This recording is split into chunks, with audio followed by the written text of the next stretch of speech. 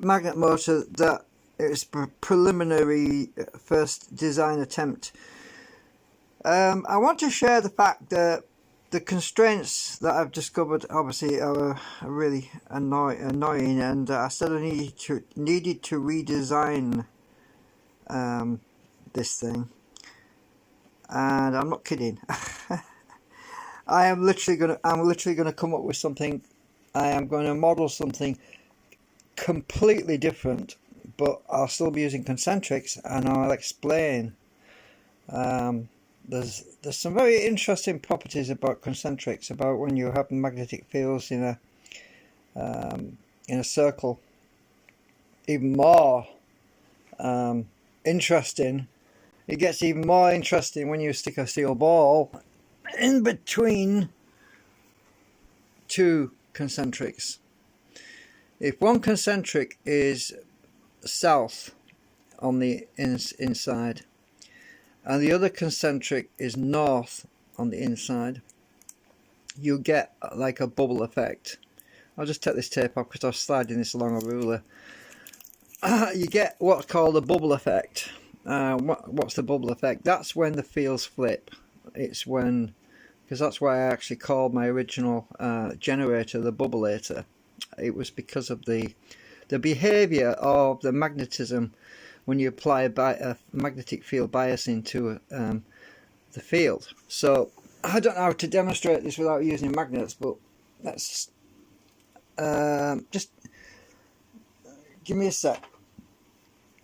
I've got to put the phone on there a minute. Sorry about the darkness. Just give me a minute. I'll try and I need to explain this a bit to show you what I mean, because it's hard to grasp it. Right, I'm just gonna stick that on there a minute. Hang on, I'll be right with you. Blue tack is a bit of a pain to get it to stick. Right. Okay, so I've stuck my magnetic, which is just two magnets between two ball bearings inside my gauge. It's something I made myself. It helps me to measure magnetism. So the bubble effect is when you get a magnetic biasing on. Oh, this is going to fly off the table if I'm not careful. So let me try and clamp this somehow. If I just stick this on there, it shouldn't fly away. Oh, hang on a minute, I need to take that clip off here. It helps not to have magnetic things in the way. Right, so, oh, it's actually downhill right now. Oh, I need to sort that out now. Let's just rest it on here. I've got magnets in my hand and let me just put them somewhere else a minute. Right, that'll work.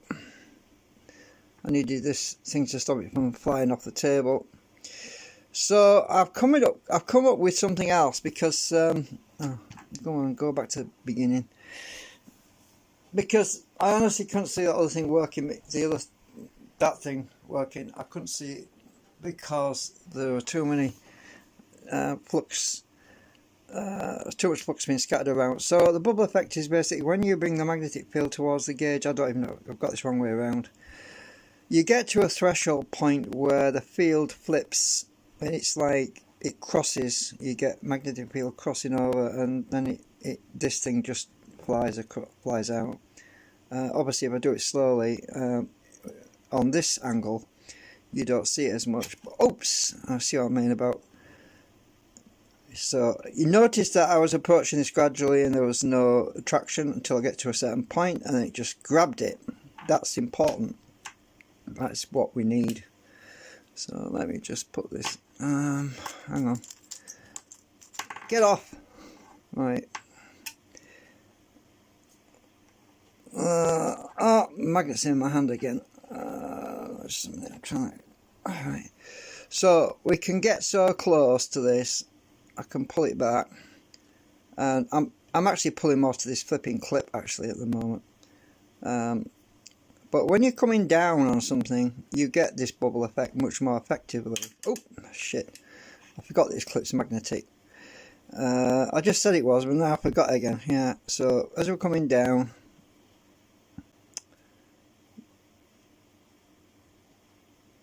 it starts to move. And then this bubble effect is the effect when you see this grab that and it just flies across and hits the thing. So I can come down, look,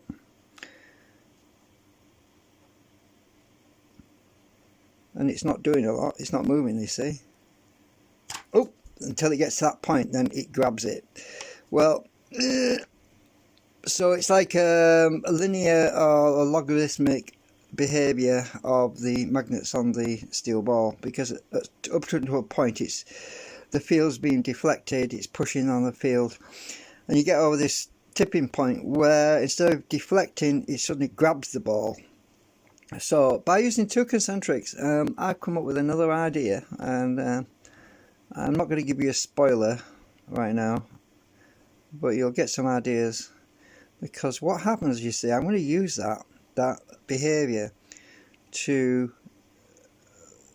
create the magnet motor, because we've got the advantage where we've got an approach and it doesn't do anything, and then we get to a certain point and it grabs it. Now imagine if that was in two phases, we have magnets on both sides. What would happen? What would happen? You would grab it, right?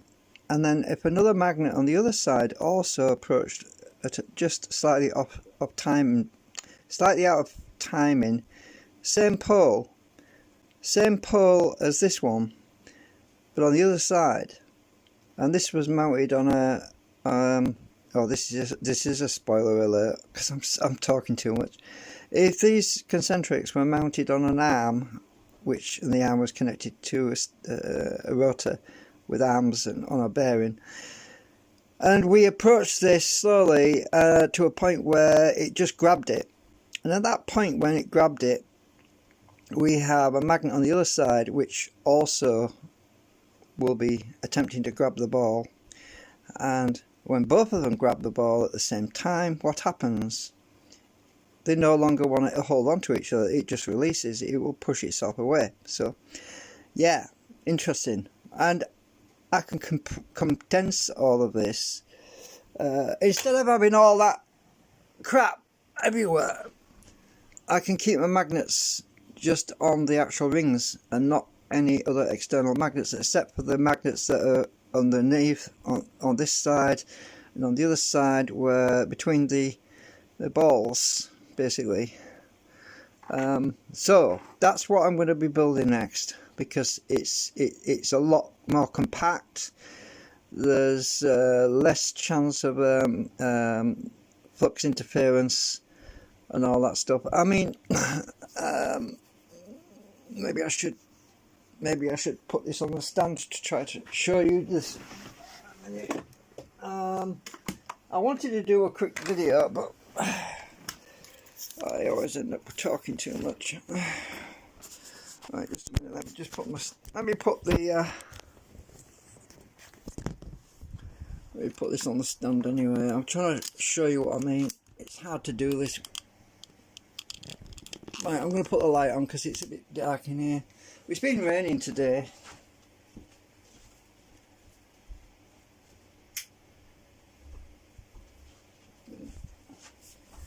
Right, so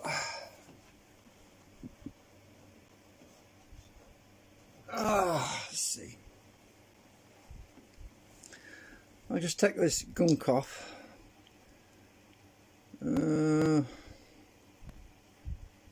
So we've got two concentrics, and these are different. These are 4 sets, and now on one side, one I'll take it off.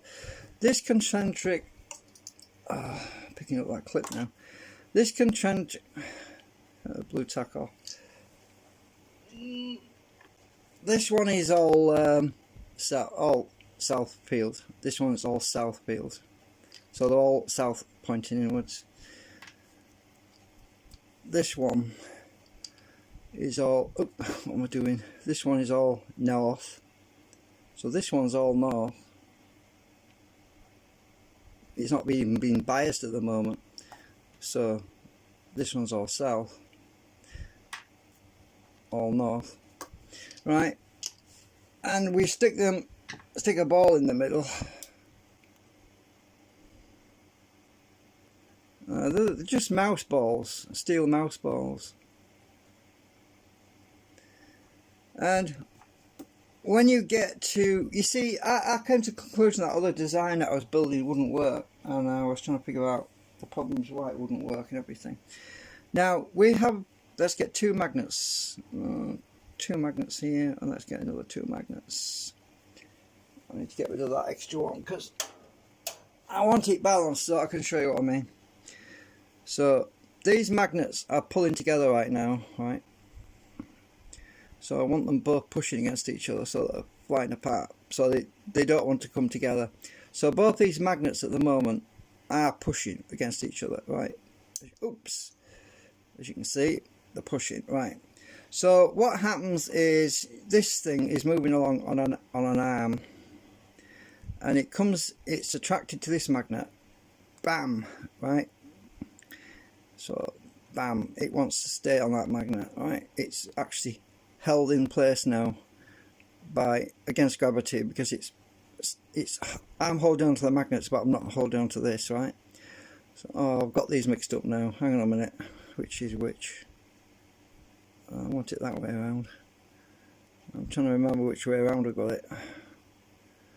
Now we've got these magnets, right? So this thing comes in, it hits there.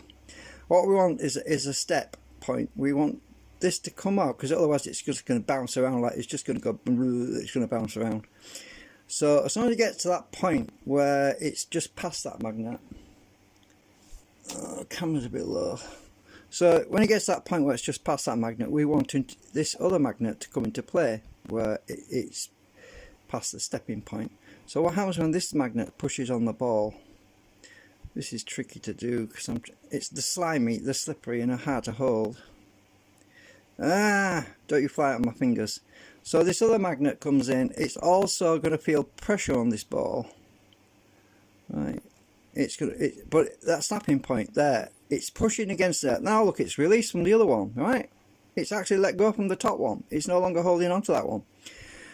And this bottom one, if we get to a certain threshold point, neither the bottom and the top is no longer to hold on, which means it can continue flying on freely out of the trap that it was in. So if we're pushing on this one and we're pushing on that one, let's try and do this on the camera like this. In theory, this thing should fall on the floor if I get it right. I'm too close on the right side though. In theory, we should get to a point where this thing will just fall. Oops, it's turning though, that's the only problem. Oops, I dropped my magnet. You get the idea anyway. I dropped my magnet. So I've come up with this new idea, and I'm going to model that. It's a damn sight better than the other idea, I tell you now, because the other idea was just impractical. There was too many issues with it. So yeah, I think you're going to enjoy the new model because it's going to be a lot simpler, a lot less hassle to build it as well. Because the problem I had was bearings. As I showed you in the 3D model yesterday, having a bearing on the stator down here on this one, and then having the rotor turning underneath with coming up over the top, meant to have great big massive reaching arms over the top to couple up with a bearing on top. That got that blocked access to everything. It made it impossible to easily work on it. It became a logistical, as in logic, it became a logistical nightmare in trying to design a way to build a damn thing. So yeah, this is not going to work. And there was too much flux flying around here. It was just not practical. So I've come up with a better idea, and so I'm going to model that next. I haven't started it yet, but obviously I've just been thinking about this, and so I mean, this is a variation of my concentric because it's going to use 2 instead of 1. But the only trouble is I've got to reorientate all my magnets on the 8 configuration. This is the 4 configuration, and that's the 8 configuration, the small one. You've seen the other ones, and there's my big 6 configuration. And then there's the even bigger 8 configuration. You see how big that is compared to my thumb. So you can see all the different sizes that I've been working on the last few years. So that's the 8. There's no core in that one, obviously. Just a ball in that one. So those are all my concentrics that I've been working on so far. And so I'm not going to go with an 8, this large 8 one, but it's massive. It's 20mm magnets in there. They're very heavy. This is heavy, and it's too big for what we want to do. So, and the 6 is too big as well, because that's got 20mm magnets in it as well.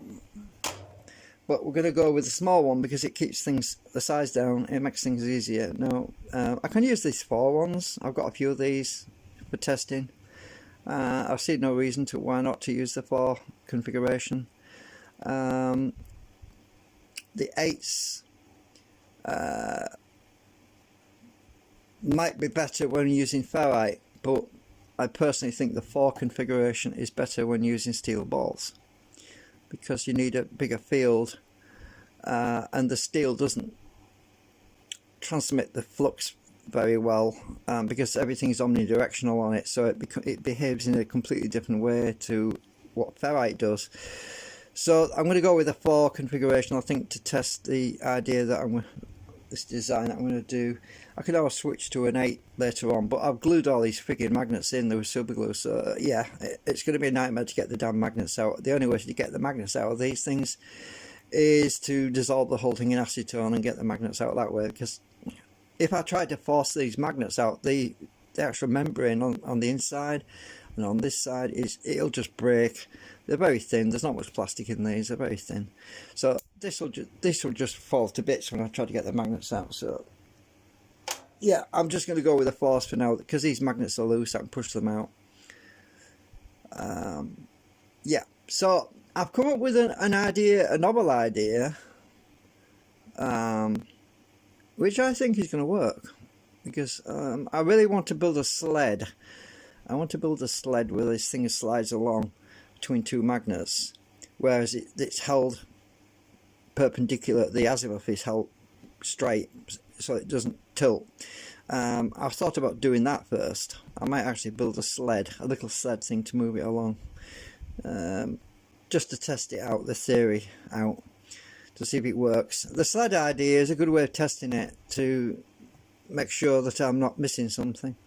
So I might actually do that, but put it on a little sled with a horizontal beam and a lower, so an upper beam and a lower beam with magnets mounted on, and this thing can slide between them. And I want to see if it'll actually keep going, sort of thing, and not get stuck, because that would prove the point, the concept, you see.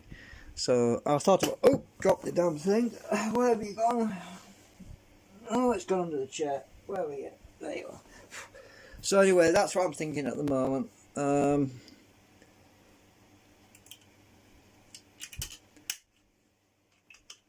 Yeah, so thanks for watching.